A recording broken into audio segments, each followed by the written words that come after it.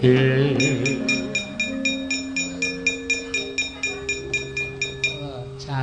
ngono kok. Arjuna kena ngapa kita satriya kok sangu watu nenamit pasang kaliman tabik tinebena ngiloduni mawing tang tuang bulun kuengeng mayapun Janaka ing abyanto ngersa paduka mangadi pukulun. Ya Arjuna, saka ngendi Janaka? Saking Sregin. Wah, kok diarura kowe. Wong ki nek tumindak elek mesti biya Janaka kaya ngono iki Janaka model ngendi? Padha raja sak prapta kita niring sambikala tansah cinaket ing panguwasaning Gusti Pukulun. Wis ora nyambung. Apa sebabe kita sowan Pukulun? Mugi dados ing kawuningan wulan kepengker Pukulun dereng nyambayar kekirangan. Kakang Rodo menika pripun? Kula sumanggaken ampun caturan kali kula. Janaka kok Janaka kok debt collector iki ora ngendi. Sasi wingi ora mbayar dengkule atos kuwi ora. Pukulun Arjuna kepiye? Mekaten inggih. Iya. Apa ingin dadi sebabe Janaka kita munggah ana ing kahyangan? Sepisan kula nyaosaken sembah pangabekti kula konjem ing Bantala Pukulun. Ya ulun tampa ndungkap angka kalih Pukulun. Iya Janaka. Kula madosi panakawan kula. Sapa? Setunggal Kakang Semar. Kalih Kakang Garing, 3 Kakang Petruk. Kok Kakang kabeh iki piye iki?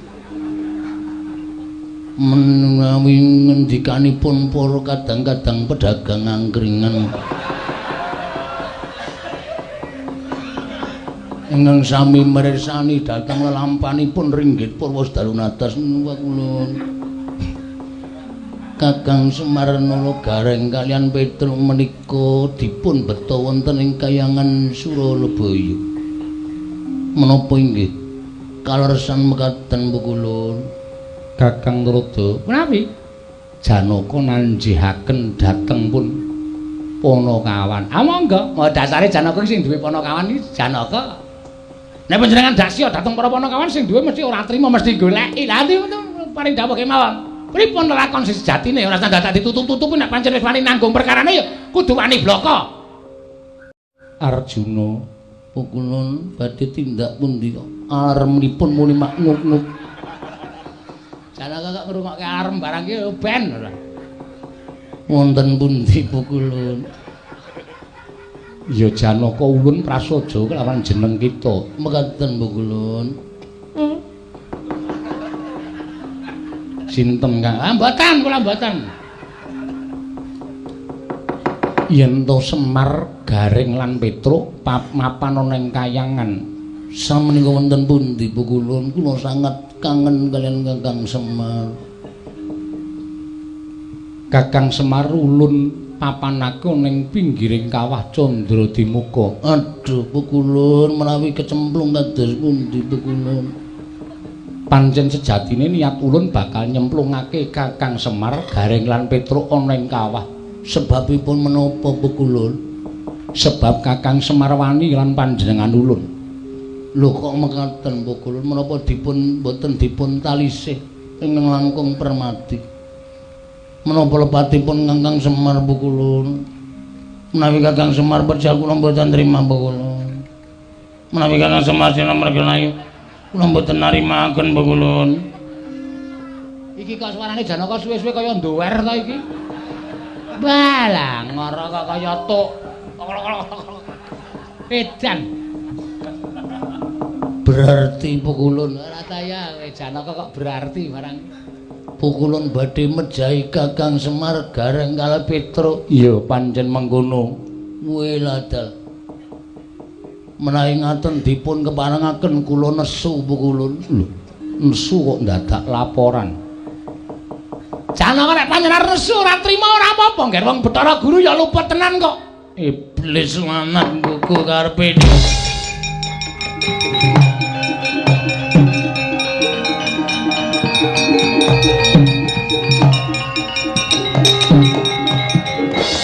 Wah, iki Janaka kok malang kerik kaya Werkudara. Pukulun Bathara Guru wis ora pantes dadi guru nang kayangan. Pukulun Bathara Guru pakartine sak ngisore dlangakan. Titah ora luput ora kleru. Teko arep tok cemplungake ning Kawah Candra Dimuka. Aku ora nrimakake Pukulun. Sampeyan ora mbalekke Kakang Semar Gareng Petruk ana ing jagat donya. Aku ora trima, aku ngamuk neng kayangan. Arjuna, Arjuna. Apa? Kita wani karo ulun. Sing tak wedeni apamu? Ora pantes Pukulun minangka dadi dewaning para dewa.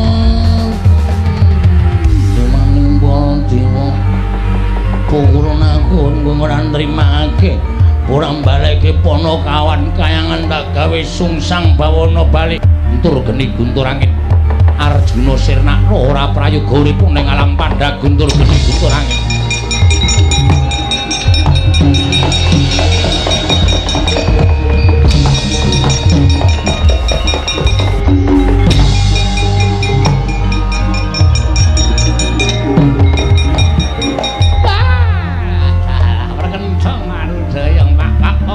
Ponggo bareng kali codhe sawa tinggal. Iki sing jeneng wong arep kewirangan ki ning kene iki. Kakang Rada ki menapa malah gumujeng. Ah nggih gumujeng. Wong sampeyan dikandhani ya iso ora gugu. Sampeyan ora bener dibenerke ya iso ora gelem melu. Nyatane kaya ngeten iki Janaka ora kena guntur geni guntur angin ora apa-apa. Malah katon mencorong cahayane. Kakang Rada. Lho kok Kakang anu Pukulun Rada, ampun tumut-tumut perkara niki Pukulun Rada. Kakang Rada, nadyan Arjuna mboten kenging guntur geni guntur angin. Kula dawahi Cis Trisula mesti lebur tanpa dadi. Monggo. Arjuna, kula wonten dawuh Pukulun. Tak tibani Cis Trisula. Lakon sirna Margalayu. Kula trinamaken Pukulun kula mboten badhe ajrih kaliyan Cestri Amin Trisula. Trisula Pukulun mati dening ulun keparat.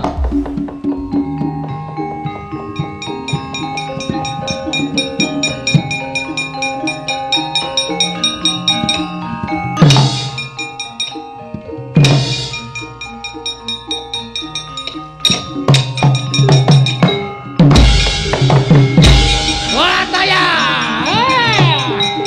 Melayu.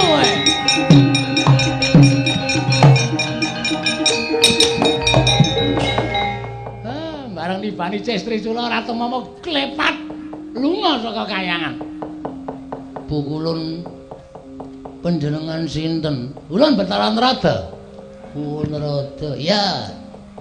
Kok kaya jog dengkulmu mlacak. Diwehi padake kaya teko ora. Iki sapa to janjane? Pukulun kula ingkang ngabdi ingkang wayahipun Janaka. Janaka? Nggih, Permadi. Permadi. Wilikiti. Kumbang ali-ali. Kumbang madu dan racun. Iki ketake delok suarane iki ya. Aku jane ora panglene ngarep bedhek kok wedi. Kowe iki jane sapa to? Pukulun kula ingkang wayah pun Janaka. Janaka iki bojone pira coba? Kadah Pukulun. Sing didep ning Madukara pira? Yayi Sendroba. Sembadra Sikandri. Sri Kandi Pukulun. Manuhara Larasati, Laras Pelok, Laras Lindro. Kok kaya gamelan ora edan kan. Iki Bagong to iki? Pukulun, sanes kula pun Janaka. Ora datang kamu sih, Bagong to. Pukulun. Bagong udo. Bukulun sampun kados mekaten. Ora ngaku ayo bakal nek kowe. Heeh. Gajol sisan kowe. Kene iki le ngampet omong ngerkoso e. Wah, trondolo. Lah entuk sandangan iki saka ngendi? Kula piyambak mboten mangertos Bukulun. Mergi kula dipun dandosi Siwatami. Tagak. Lah edan wis ben ngono kuwi nek ora ngono ndak Bathara Guru ora kapok. Bukulun, piye? Wong atuwa kita ulun wonten wong atuwa kula wonten pundi? Semar gareng karo Petruk. Inggih Bukulun, diponton ning pinggiring kawah. Waduh, Kakang Semar. Kakang Semar. Aja kuwatir Kakang, aku ingkang bakal mitulungi karan kowe Kakang. Nalika ora gajek-gajek kendang.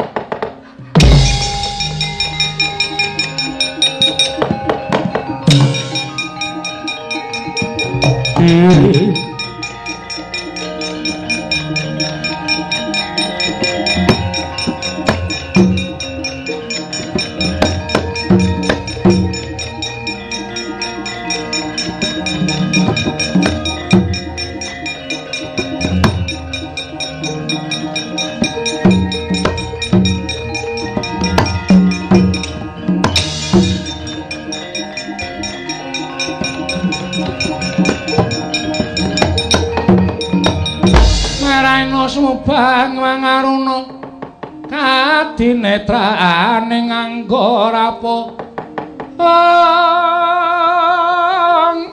sataning kukila ring kanigara saketer kene donganing kunglir wuwuh sing pini panca Kakang Semar aku ingkang prapta Kakang, aku teka bareng karo prapta Kakang. Kakang Semar, kowe tak tambani tak grayang nganggo tanganku. Muga-muga waluya nirmala temajati jati temal nirmala waluya Kakang Badranaya.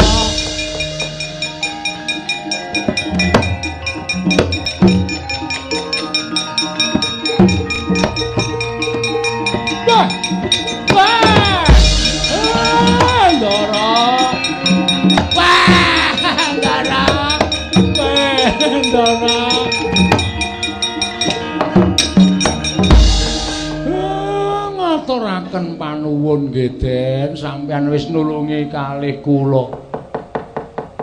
Ngaturaken panuwun Ndara wis nulungi kalih kula. Ngaturaken panuwun nggih Den wis nulungi kalih kula. Ibu sepadha-padha. Sampeyan kok prisa kula teng mriki. Google Map.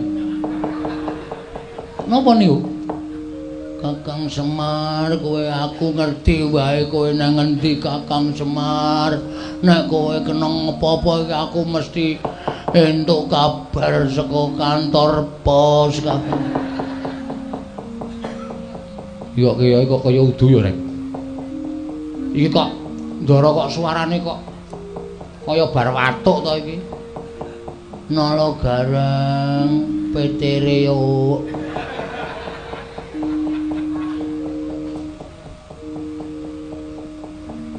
Den apa? Ndara apa?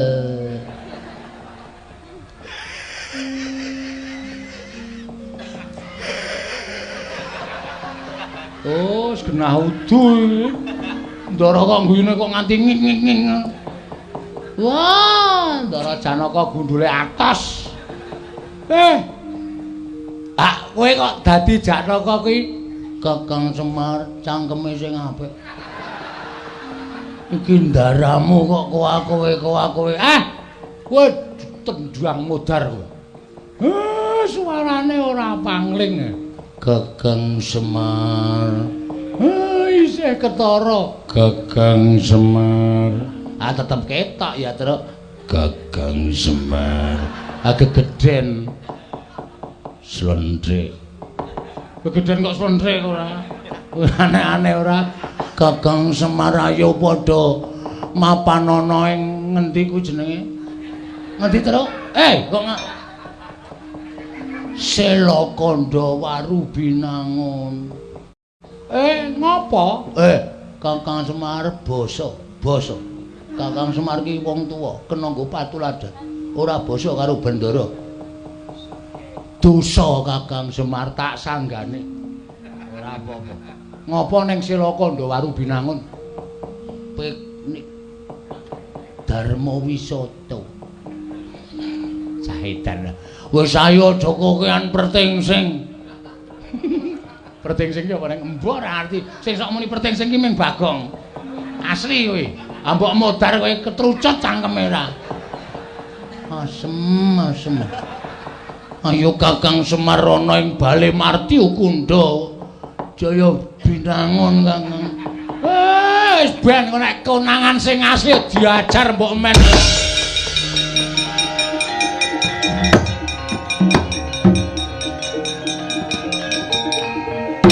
Ngapa ya?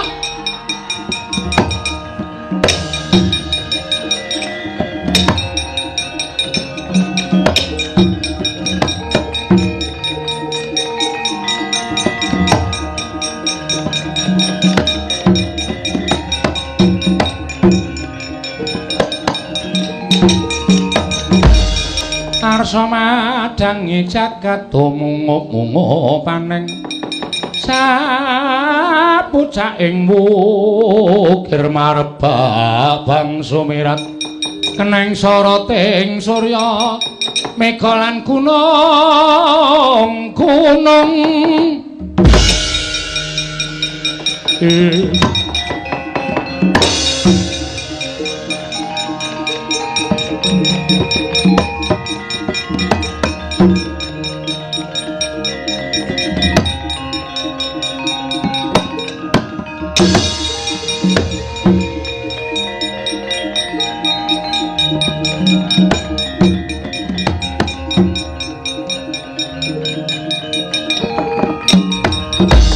Pandya Balawan Ramya gumulung mangung siring sata Kurawa gambah kongke Tara. Iye. Arjuna ngunen paring adhawu. Netepi kalawan pakedikaning Nyai Darmaji Ngamarta. Lamun Nyai Punta nyumpena kang sambung rapete kelawan Kakang Semar. Mula tumuli utusan karo aku karo Kresna kakangku. Supaya nyatake marang Karang Kadempel tinemune suwung ora ana Panakawan siji wae ingkang kemliwer. Iki ana ngapa Werkudara? Wah, aku dhewe ora ngerti. Kula piyambak mboten mangertos. Lho, sapa kae?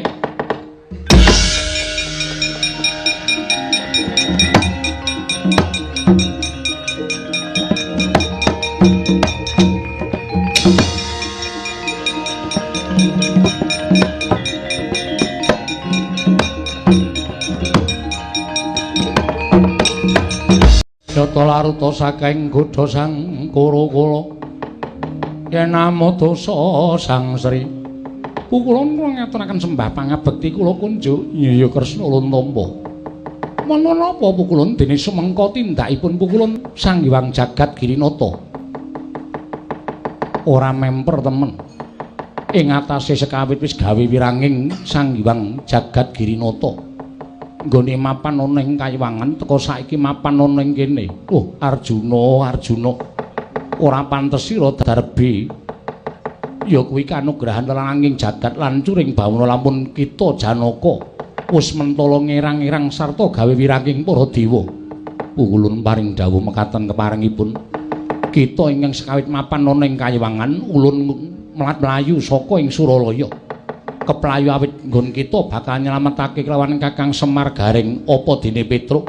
Teka saiki mapan ana ing kene, niat kita pancen kepengin gawe wiranging Jatimurti ya ngono apa piye Janaka.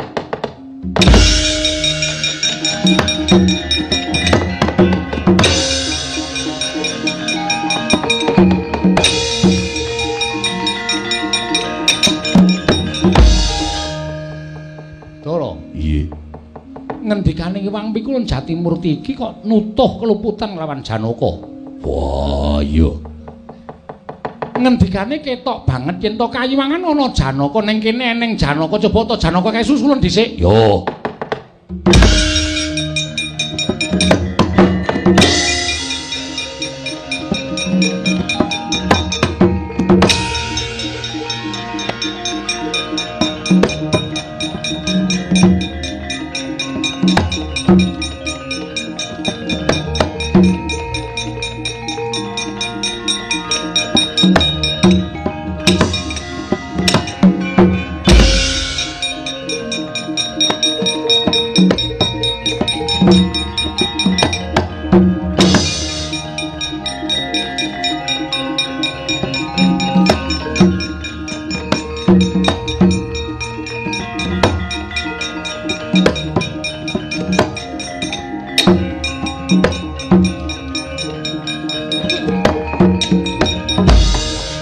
Tanpa pamit Iwang Pikulun Jatimurti paring dawuh bilih ingkang rayi sampun damel wirangipun Iwang Pikulun Bathara Guru cetha Kayiwangan wonten tiyang ingkang mimba dhateng rayi panengahipun Madukara ning ora grusah-grusuh kaya ngono to Janaka mengko mundhak malah salah kedaden ora prayoga nggo pitung aja watur sak kepenae dhewe kok ora bu kula kepengin nyatakaken ayo karepun Kakang aku melu.